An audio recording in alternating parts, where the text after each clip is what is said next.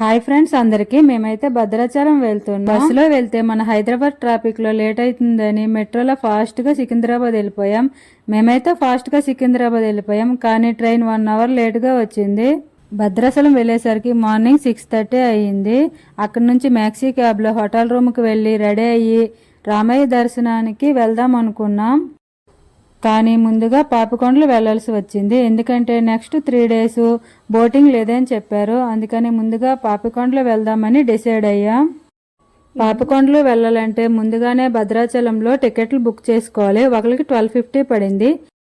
వాళ్ళే మనల్ని పాపికొండల వరకు తీసుకువెళ్తారు.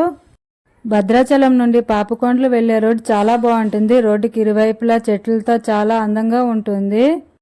మేమైతే చాలా ఎంజాయ్ చేస్తూ పాపికొండల వరకు 2 అవర్స్లో రీచ్ అయ్యాం. బోటింగ్ వీడియో నెక్స్ట్ వ్లాగ్లో చూద్దాం. Bye friends.